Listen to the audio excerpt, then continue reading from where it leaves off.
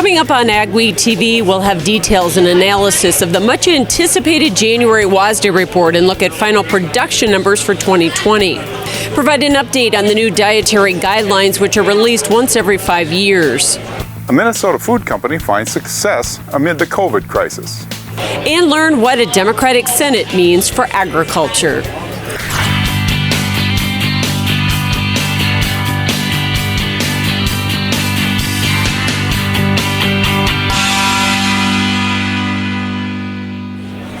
Welcome to AgweekTV as we kick off our 7th season. I'm Michelle Rook.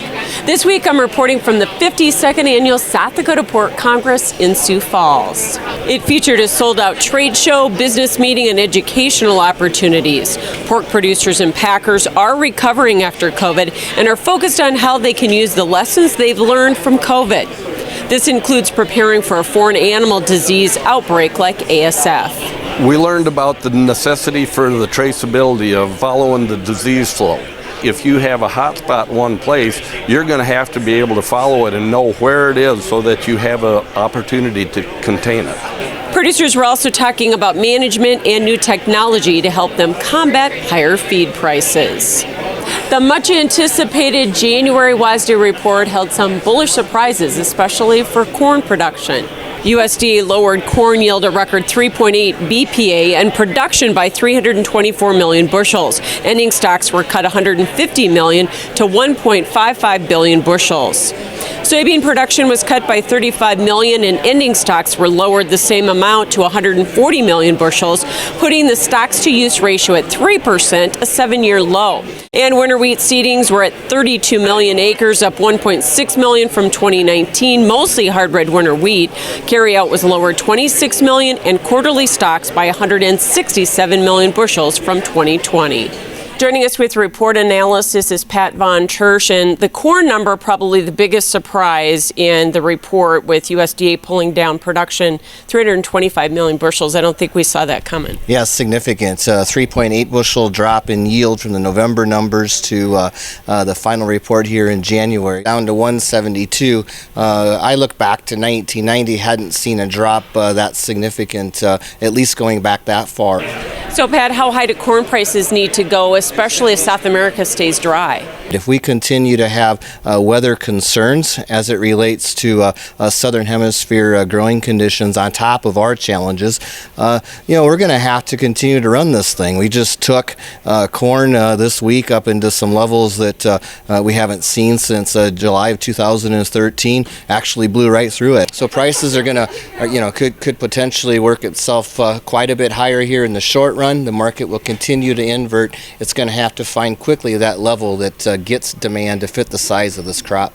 Soybean ending stocks were the big thing we were watching in the report, down to 140 million bushels, but I think the market is trading something lower than that, isn't it? Yeah, there's many analysts are guessing we potentially could drop that ending stocks number down below 100 million, perhaps as much as a reduction of 100 million from 140 down to 40, below pipeline type levels, and we need to find some levels that will ration demand. I was going to say, we are not rationing demand at these price levels, so do you think we're going to be at 15 or above on soybeans? Where do we go? Beans are tough. It's, the demand for beans is so inelastic. It's hard to find that level. I do know from a livestock producer's perspective that as we exit out of the fourth quarter here and work into the first quarter, particularly in the hog complex, we will aggressively start to work weights down, and so we'll start to see some rationing there. So I think the discussion has started, but you're right, Michelle, we haven't seen enough from sales reports on exports or anything to feel comfortable with this idea that we found a price level that's going to work to get demand to fit the size of this crop. And USDA only lowered ending stocks on wheat slightly by 26 million bushels, but does wheat have to continue to follow corn and soybeans to bid for acres? Yes, wheat is follower of corn for sure. The wheat market is their stock situation is a little bit more comfortable today relative to corn and soybeans. But any drop in acreage, which would anywhere on the globe would be quite a challenge for the wheat market. And there's also some issues of some major exporters, particularly the Ukraine region, that are holding back on supply, increasing export taxes. So yes, it's going to have to keep up, especially with that corn complex as we go forward here. Thanks for your analysis. That is Pat Von Church with Professional Ag Marketing. The political landscape in Washington has changed, with the Democrats now controlling the White House and Congress. The Senate majority means Michigan's Debbie Stabenow will again chair the Ag Committee. Her agenda includes a climate change bill, plus she's an advocate for reauthorizing the child nutrition bill and school breakfast programs. The omnibus included $1.5 billion for last half of 2019 WIP Plus payments and the Quality Loss Adjustment Program. It covers 70% of farmers' proven quality losses in 2018 and 2019. Payments are based on formulas for each crop and the loss farmers document or on the county average loss. Sign up is underway through March 5th. The pandemic has drawn attention to zoonotic diseases, which are those that can transfer from animals to humans. That transfer accounts for more than 60% of known infectious diseases. Up to 75% of new or emerging infectious diseases, including COVID-19, are zoonotic in origin, and COVID-19 is believed to have originated in bats. A University of Minnesota veterinarian says that doesn't necessarily mean there's a lot of risk of transmission, but Peter Davies says you can find multiple host species for the same virus. He says for the most part, viruses in humans stay in humans and animal viruses stay in animals, but over time there is an interchange and new viruses are generated. If you see it as a big soup and there's a whole lot of organisms and they're finding niches where they can set up their lifestyle, and for some cases those niches are multiple animal species, including the human. He says about 20% of zoonotic diseases account for 80% of the public health impact, and he urges those who handle livestock to take precautions. Coming up on AgweekTV, we'll hear about the latest recommendations for healthy eating at every stage of life.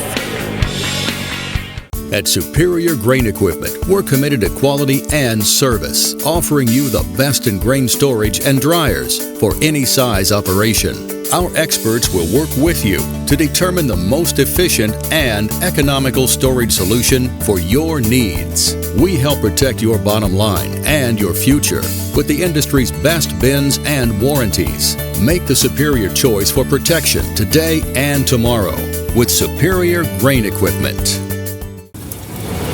Now is the best time to plan for your 2021 farm equipment needs. North Dakota-based Summers Manufacturing is currently offering early order savings. Take advantage of big savings on North America's broadest tillage line, including the Super Coulter Samurai and the innovative VRT Renegade, as well as the best built, best backed land rollers in the industry. Talk to your Summers dealer today or go to summersmfg.com to learn more about early order savings available on all Summers equipment. This is Dennis Belisky reminding you we do auctions and we do them well. You've built your operation with hard work, and when it's time to sell, all or part, you deserve the best. Details from repairs and preparation to promotion and settlements are not routine. Chances are you'll only do this once, so we'll tailor an auction just for you and get it done right. On site at your farm or added to one of our highly successful Alaris Center auctions, we have the skill, reputation, and integrity to meet your needs with best-in-class commitment and quality service. Find us at resourceauction.com or call 701-757-4015. When it comes to grain storage and handling solutions, one call does it all. Gateway Building Systems, the #1 Brock bin dealer in the U.S., is locally owned and provides turnkey convenience with factory direct product, complete design services, and in-house construction. Now's the perfect time to take advantage of discounts on Brock solid bins, grain dryers, and aeration systems. For more information, go online to gatewaybuilding.com or call 1-800-747-4499.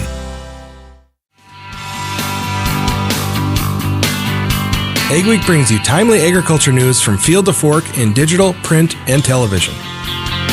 Fresh every week, join Jenny Schlecht from the Agweek editorial team and me, Al Windmill, from the sales and marketing team for a deeper dive into farm and ranch stories, along with guest interviews with personalities from the world of agriculture. If you're involved in farming, ranching, or agribusiness, the Agweek podcast is the show for you. Welcome back. The government has released its 2020 Dietary Guidelines for Americans. They're updated every 5 years and are intended to present the best updated research on healthy eating. We take a closer look in this week's Agweek cover story. Michelle, the guidelines are compiled by USDA and the Department of Health and Human Services. Nutrition specialist Julie Garden-Robinson joins us now for more insight. Julie, these have been put together and released since about 1980. Have they had much influence? I think they certainly have guided us in the world of nutrition on what to try to teach people about. So we've used icons like My Plate and before that My Pyramid to try to guide choices toward more fruits and vegetables, dairy, lean meats, and all the other food groups. What really caught your attention in this report? This year, for the first time ever, we have lifespan guidance. So everyone from babies to older adults get their chapter in the Dietary Guidelines. We all have different needs depending on our life stage. So for the first time ever, we also have guidance for breastfeeding of babies and no added sugar for children under the age of 2. Some of the current highlights emphasized include the core elements that make up a healthy diet, including dairy, fruits, vegetables, whole grains, beans, peas, lentils, lean protein, and soy, and healthy oils. Is this practical for most people to try to follow all those? Well, if you are finding that you aren't eating all of the food groups, I would say start with a simple goal. Maybe you notice, like 75% of the population, that you aren't eating enough vegetables.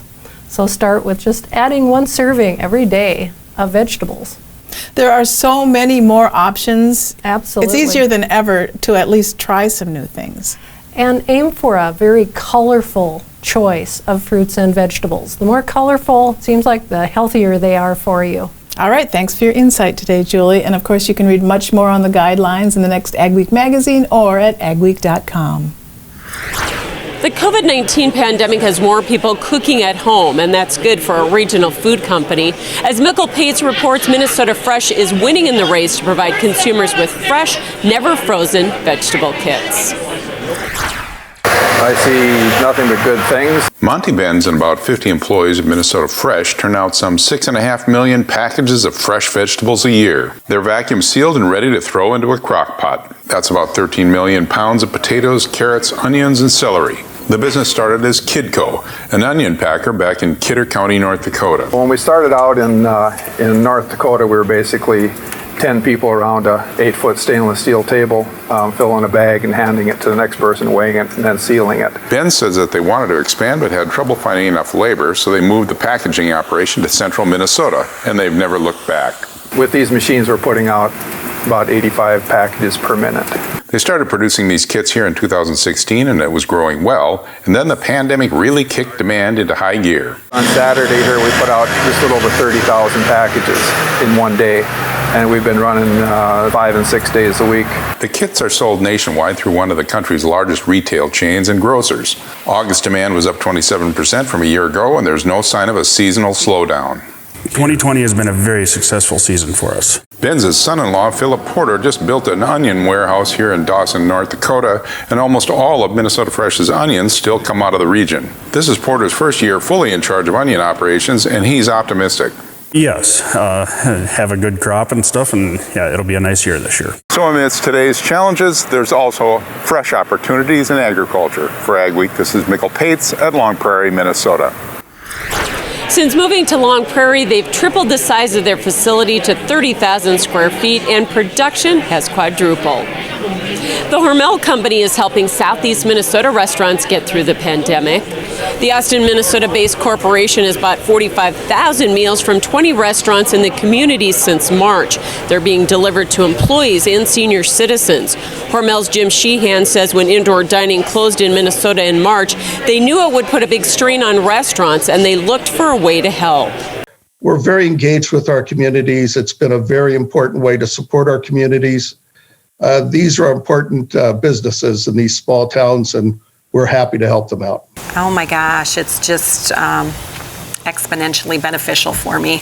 Yeah, it's pretty amazing the things that they've done for not only me, but the whole community.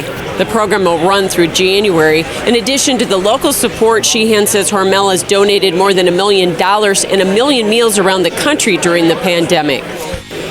Ahead on AgweekTV, we'll tell you about changes to the annual Corn and Soy Expo. And later, a group of NDSU alumni are working to get a popular livestock program back on track. With the success of the Case IH Steiger Quad Track and Magnum Road Track tractors, it's no secret why Case IH is the leader of the track. So it wasn't surprising when the competition started imitating us. But only Case IH offers a 5-axle design to give you a smoother ride, more power to the ground, with less berming and compaction. Still, we're flattered. In fact, if we weren't already red, we'd be blushing. The annual Northern Corn and Soybean Expo is happening soon, and it's easier than ever to attend. Join the 2-day virtual event February 23rd and 24th from anywhere, snow or shine. Hear from your host, Tyne Morgan, as she moderates the U.S. Farm Report with market specialists. Weather expert Eric Snodgrass will take a look at risks for the upcoming growing season, and the Shark Farmer will dive into agricultural advocacy. Check out the schedule and register today at northerncornsoyexpo.com. Improve the profitability of your ranch by partnering with Top Herefords. Attend the bull sale February 12th at 1 p.m. at the ranch near Grace City, North Dakota. When you buy a Top Herefords bull, you're getting top-of-the-line genetics and the benefits of marketing your feeder cattle and replacement quality heifers direct. It's a common-sense approach to greater profits on your ranch. View the 2021 catalog at topherefords.com and join us at the bull sale February 12th at 1 p.m. Challenges. We all face them at some time. But it seems that ag has seen its fair share over the past few years. Has your farming operation been able to stand the challenges? If not, maybe it's time to talk to the risk management specialist at Martinson Ag. We can help you make the sound decisions to help your operation weather the storm. Martinson Ag, your one-stop shop for crop insurance, livestock insurance, and marketing. We are here to take your operation to the next level. Go beyond the headlines with an Agweek membership. Get in-depth agribusiness reporting, original farm and ranch stories, and fact-based research for the most comprehensive ag news in the upper Midwest. Experienced ag journalists bring you exclusive ag news, insights, and policy updates you won't find anywhere else.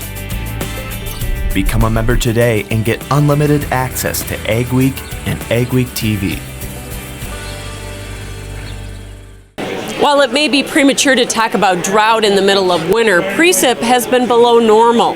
Is there any sign of change? Here's John with our AgriWeather Outlook. Weather portion of AgweekTV now. We're finally looking down the barrel at some colder weather. Colder temperatures coming in this week, and it looks like it may drop a notch colder as we get toward the end of January, with some frigid weather getting pretty close to the Canadian border and at least sending down some fingers into the northern plains. Snowfall over the next couple of weeks. They're going to be quick, mostly in the form of clippers, but enough of them could bring some snow to bring some substantial totals. I don't mean deep snow, but some enough to cover the ground, which will allow for the cold weather to get even colder. We're still dealing with split flow, but it's a different kind of split flow. This northern branch of the jet kind of representing the polar vortex right now, keeping that frigid weather locked up in the Arctic. The main branch of the jet stream pretty far south right now, which is why we've had, interestingly enough, over the last couple of weeks, cooler than average weather in the deep south, but not really cooler than average weather in the north. Well, now we're finally starting to see some colder temperatures. The dark blue, what I'm calling cold, is mostly below freezing. The light blue is where you can get up into the 30s and the 40s, maybe up to near 50. And this is pretty warm stuff down in the deep south. But this purple, that's mostly below zero or near zero type weather. And that's going to begin slowly through the week, dropping south as this main northern branch of the jet stream continues to drop further and further south. We're going to get a little taste of that Arctic air by the end of the week. It really won't be true Arctic air, just kind of modified, but it will be as cold as it's been in some time. And next week, the week of January 24th through the 30th, I do think that weather's going to hang around here. North Dakota, northern Minnesota, a lot of days with highs in the single digits. Could even conceivably see a day or two where the highs are below zero. So that's a fairly significant change. Now, as far as the precipitation goes in this pattern, it's not an incredibly wet pattern. There will be a weather system building out late this week, sometime here around the 21st, 22nd, 23rd, 24th, that will generate a band of snow probably heavy snow with rain and thunderstorms on the southern side. Southwest looks mostly dry, and this region of the continent, the Pacific Northwest and the western part of Canada, will be quite snowy. Now, the northern plains region will get some snows. At this point, I don't see them being a lot of moisture in them, which is why I'm not calling it white, but I do expect snow this week in North Dakota, South Dakota, and Minnesota. Looking ahead to next week, the last full week of January, pattern looks about the same. A lot of this is pretty cold air, so there won't be a lot of significant moisture in it, but there will be a snowstorm in the northeast for the way north, and there will likely be some snows into the northern plains. All of this happening because of the colder weather dropping in as we go colder and colder and colder over the next few weeks, finally getting some winter temperatures into the U.S., and the Clippers bringing at least some snow. Now is the best time to plan for your 2021 farm equipment needs. North Dakota-based Summers Manufacturing is currently offering early order savings. Take advantage of big savings on North America's broadest tillage line, including the Super Kohler Samurai and the innovative VRT Renegade, as well as the best built, best backed land rollers in the industry. Talk to your Summers dealer today or go to summersmfg.com to learn more about early order savings available on all Summers equipment. Challenges. We all face them at some time. But it seems that ag has seen its fair share over the past few years. Has your farming operation been able to stand the challenges? If not, maybe it's time to talk to the risk management specialist at Martinson Ag. We can help you make the sound decisions to help your operation weather the storm. Martinson Ag, your one-stop shop for crop insurance, livestock insurance, and marketing.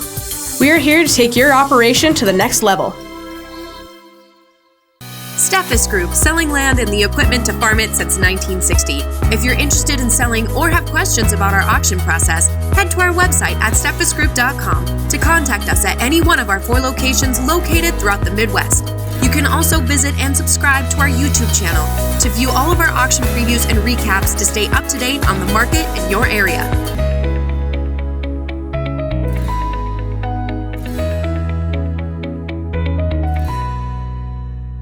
This off-season's downtime is the perfect chance to get ready for spring with North Star Ag's lineup of quality farm equipment. We carry Meridian Seed Express bulk tenders for seed handling in the field, Batco conveyors for moving grain and seed at the farm, plus Meridian Grain Max hopper bins for quality storage at great prices. We've also got high output, easy to operate Valmar fertilizer spreaders ready to go. Visit northstar-ag.com or stop by our new location off I-94 in Tower City, North Dakota to see our full lineup.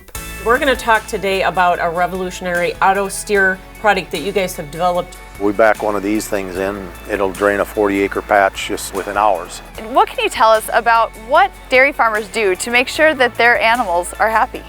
Their care is our primary concern. Is there still time for producers to get storage bins up? Absolutely. We still can definitely get something up and ready for corn harvest.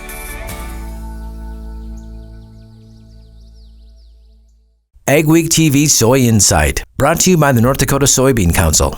Like so many events these days, the annual Northern Corn and Soybean Expo is going virtual. But organizers say there's a silver lining. More people should be able to attend without having to worry about weather or other conflicts. The Expo is February 23rd and 24th from 8 to 11 a.m. Central Time. Both North Dakota Corn and Soybean say response to other virtual events they've held has been good, so they're expecting a great turnout. Well, we're really going to miss the in-person networking and having everybody together and the fellowship that offers. This does offer some unique aspects, and so we do anticipate in the years coming that there will be most likely some virtual aspect to Expo. I think the opportunity is just too great. Tyne Morgan of U.S. Farm Report MCs the virtual event and will record an upcoming show there. Other featured speakers include atmospheric scientist Eric Snodgrass, a transportation panel, and the shark farmer Rob Sharkey. He's an Illinois farmer who is a podcaster. He's kind of a TV celebrity in the agricultural world, and he is going to talk about advocating for agriculture and how to engage the public. To register, go to northerncornsoyexpo.com. NDSU's livestock judging program has suffered under budget cuts in recent years. But a group of alumni is working to change that. They've formed a foundation to support the program with money and calf donations. NDSU graduates Paul Berg and Brian Strumman hope to bring stability to a once successful program. We just thought it's kind of too bad that a program that's been this successful is falling into a little bit of disrepair. So we need to do something to bolster it, and that's what we're here for. We are going to try to offer some scholarships and try to grow the judging team program as we move forward. Strumman competed on the team as a student, and Berg was the meat judging coach from 1975 until 2009. When we come back, we'll give a preview of this week's popular online recipe. Schedule an uptime inspection for your equipment with the Case IH service professionals at your local Titan Machinery. Our Case IH certified service technicians have the training, experience, and genuine Case IH parts to ensure your equipment is ready for next season. Planting and harvesting windows are short. Have confidence in your equipment's performance with a Titan Machinery multi-point uptime inspection. Titan Machinery, your local Case IH service leader. Improve the profitability of your ranch by partnering with Top Herefords. Attend the bull sale February 12th at 1 p.m. at the ranch near Grace City, North Dakota. When you buy a Top Herefords bull, you're getting top-of-the-line genetics and the benefits of marketing your feeder cattle and replacement quality heifers direct. It's a common-sense approach to greater profits on your ranch. View the 2021 catalog at topherefords.com and join us at the bull sale February 12th at 1 p.m.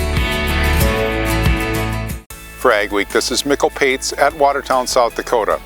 We'll look at the positive impacts that dairy can have on the community. A Minnesota couple has put a grain bin to a new use. Spoiler alert, it's not grain. This elaborate system of tubing with the downhill slope is how Maplewood State Park gathers sap to make syrup. Thanks for joining us for this week's edition of AgweekTV. Remember, for all your ag news, go to agweek.com or follow us on Facebook and Twitter as well. I'm Jenny Garth, and as a mother of 3, I know kids worry about a lot of things. Getting enough food to eat shouldn't be one of them. But here in America, that is a real worry for 1 in 5 children.